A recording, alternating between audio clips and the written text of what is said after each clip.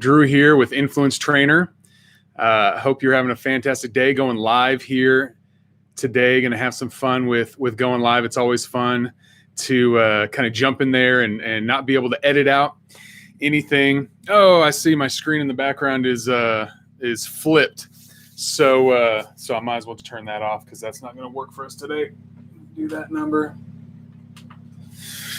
That's a bummer. But that's what happens when you go live, right?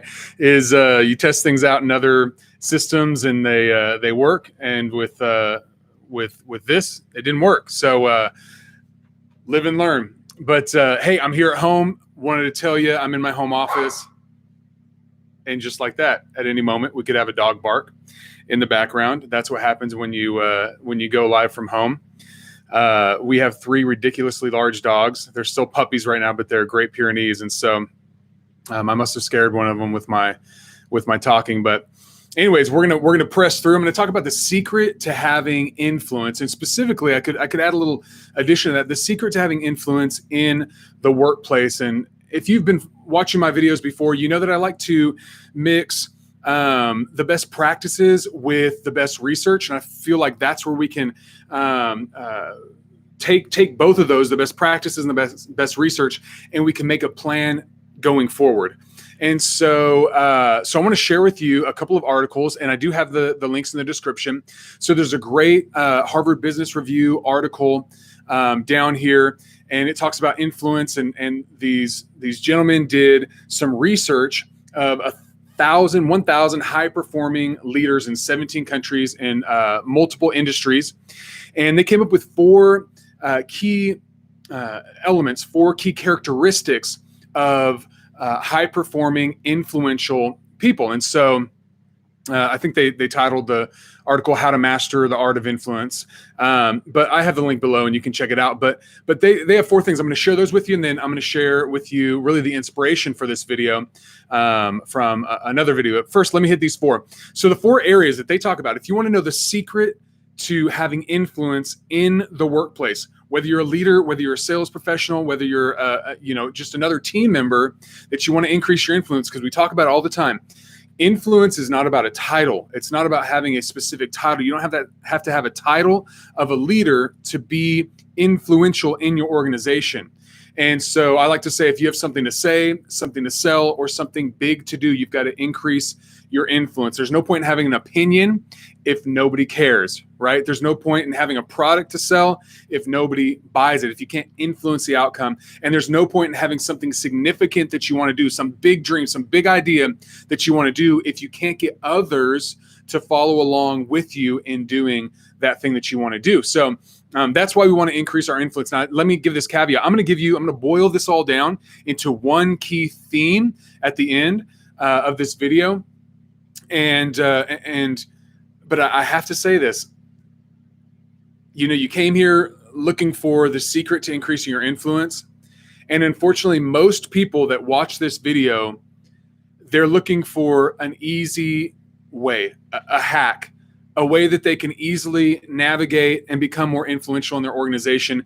And the reality is, I don't know of one. I don't know of an easy way. I know of the way, which is can be achieved through hard work, through discipline, through energy and effort, growing yourself, modifying, being teachable, allowing people to speak into your life and share with you areas that you need to grow, you need to develop. I don't know an easy way. So if you're looking for an easy way, maybe there's another video out there that can help you do that. This video is not going to do that, but I'll tell you the research-based, proven way of increasing your influence, and that's what you'll find in this video. So, number 1, these folks that interviewed 1,000 highly influential leaders in 17 countries, they said this. They said, number 1, build rapport with people you want to influence. Build rapport with them, interpersonal connections, asking them questions about themselves. What do you like about your previous managers? What do you like about your job? What do you not like about your job? I had a wonderful leader that I worked for, and I had already been working for the organization. He came in and he was in a leadership role over me. And he asked the same 2 questions of everybody that reported to him.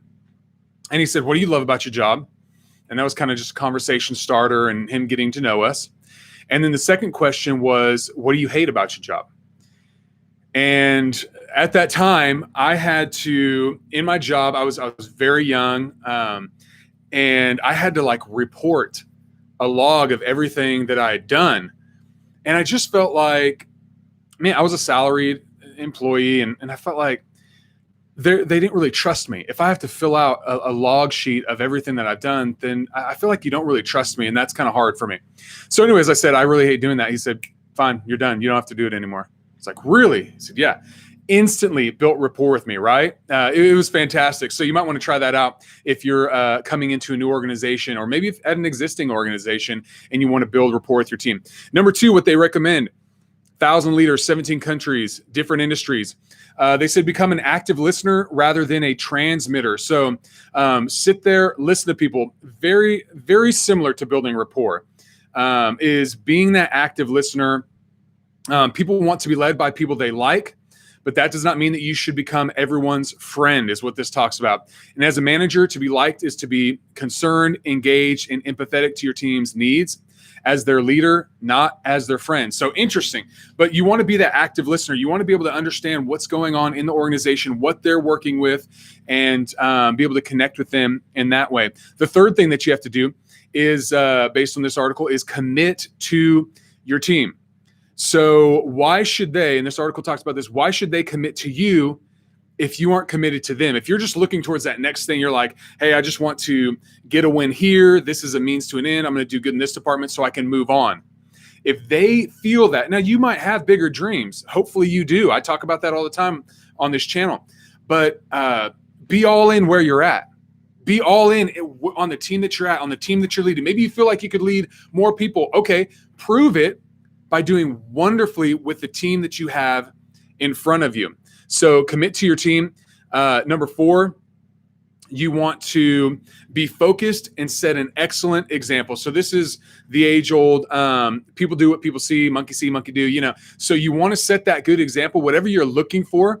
I have a wonderful friend, Dr. Christopher Jones, and he said this. He said, you got to see it to be it. And I love that statement.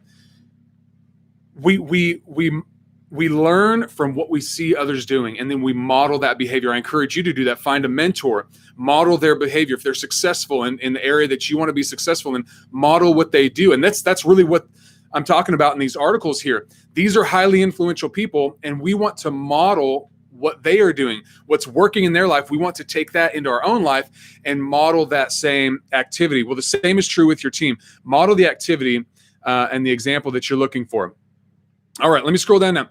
Now that was great, but really the where I got the title for my video, and someone who has inspired me many times over is Ron Carucci. He's a writer, he's an author, and he did a TEDx talk on the secret to having influence, and I love that title. And so I watched the video, I read the transcript of his talk, and I wanted to share with you because it's fascinating what he did. I love, like I said, the research side of these things.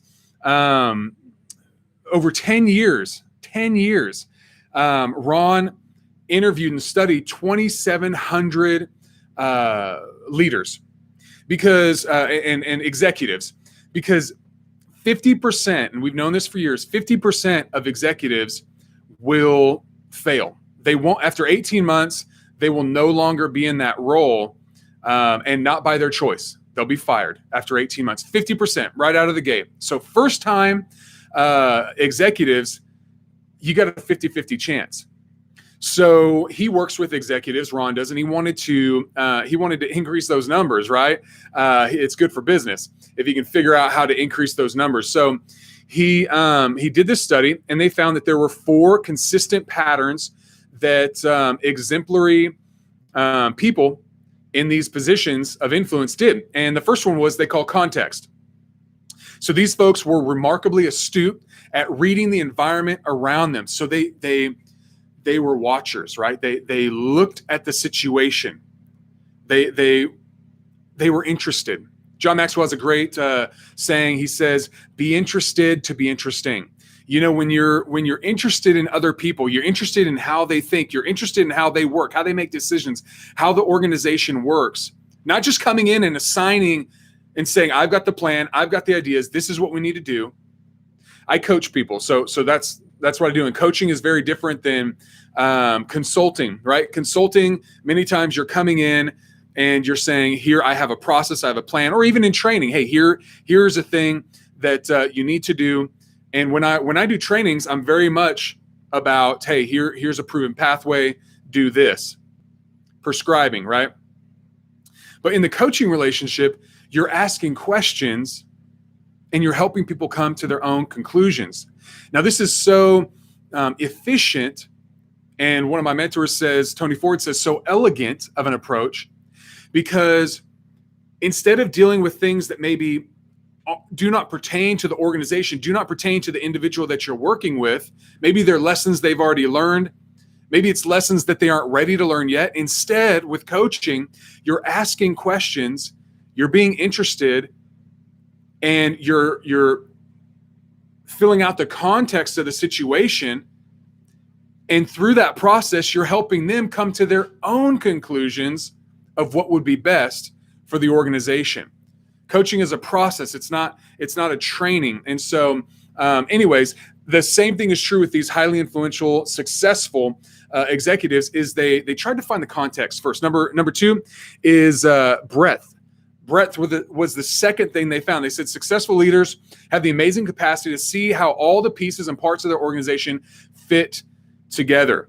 It says, Ron said, the unsuccessful leaders ignore that fragmentation and targeted their influence so exclusively on one group at the expense of others. Sometimes they made the division worse. So what he's saying is, once again, find that context, find the rifts in the organization, find I work with sales professionals and I also work with leadership teams on the operations side, right?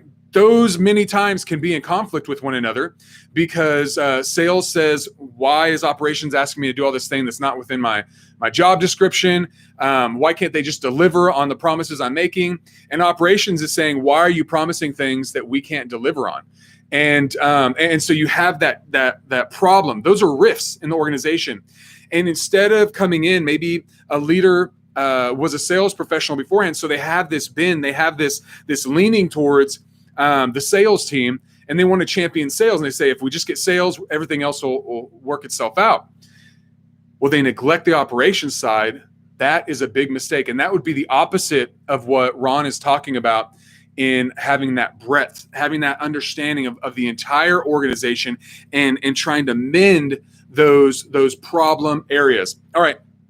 Number 3 in Ron's research is a pattern he called choice.